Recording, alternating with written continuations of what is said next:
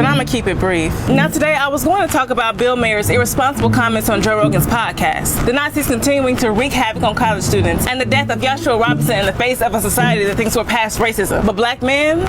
Quite a number of y'all don't make no sense. I woke up this morning to discover that over this week of work and travel, I missed the fact that one of y'all hit a black woman upside her head with a brick because she wouldn't give you her phone number. Well, at least 5 to 6 of y'all stood there and watched. My chest. And instead of having a productive conversation, allowing the man who hit her and the man who stood by and watched be held accountable, y'all ran over the river and through the woods to find any reason to say that she got what was coming to her. And you were wrong about it. Grasping at straws to stage consensual content. They don't know what consensual is. They also don't know what it looks like. Also tried to pull up old scammer pages that weren't even hers. And then you use this misinformation to substantiate warning to the rest of us independent black women who don't need no man that this is what we should expect should we ourselves decide to go around acting all feminist. It's ridiculous. And you are proving our point. So much conversation stirred amongst black men about why it is unsafe and unrealistic for them to intervene in situations like these. But somehow, y'all ain't even catch on to the fact that the same reason y'all scared of y'all is the same reason we scared of y'all. The same reason you choose not to involve yourselves is the same reason we choose to remove ourselves.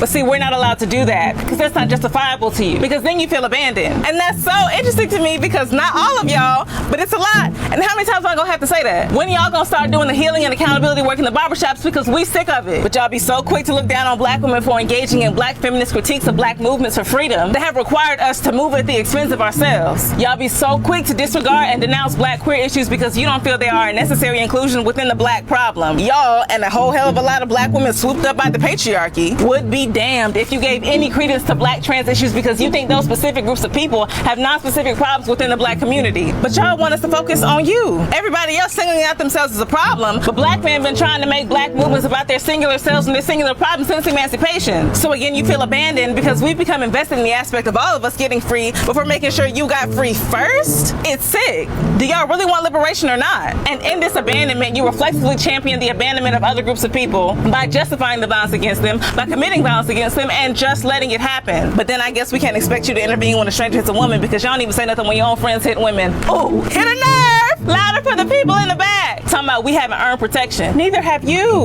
We gotta give y'all fake numbers, tell y'all we married, traveling packed, and buy into the everybody needs a gun rhetoric. Talking about if you die stepping in for somebody you don't know, who gonna protect your wife and kids? We would. Today's episode was going to be an overview of all the hurt and trauma and isolated incidents in black communities in the face of unfounded colorblindness and inaction of our government on both sides of the aisle. When Democrats and Republicans alike are trivializing the aspect of woke culture, blasphemously quoting Dr. King's words, implicating them in a time when we no longer have community or community members that would stand in the gap for one another because everybody's so worried about their own shit. Black women and queer folk are the grass and the roots. We've been standing in the gaps for community in spite of and because of rape, murder, and abuse, and all the racialized ways in which we've had to grow up too fast while still marching beside the people who have done it to us. Contrary to the outward appearance of our ability to endure and sustain, black women are not made of steel. We would love to be soft, but we don't have that luxury either, which is exactly why this particular conversation isn't a protect all women conversation, because all women be gaff about us too. Me and my friend just walked into a nail salon in Hollywood looking for refuge from an uncomfortable Uber, and the Asian, German, lily white, and other racially ambiguous women looked at us like we was stupid. So black men, how we gotta be on our own when y'all not? How we gotta be on our own and on your side at the same time? Make it make sense. The math not mathing. Hey.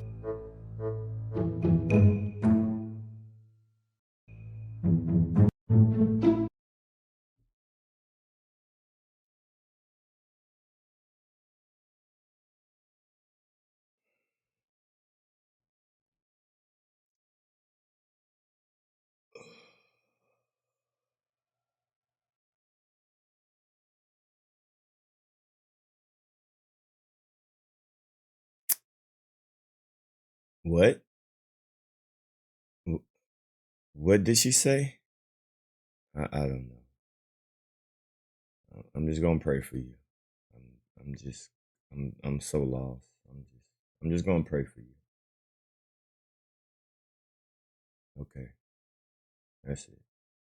I'm just gonna pray for you.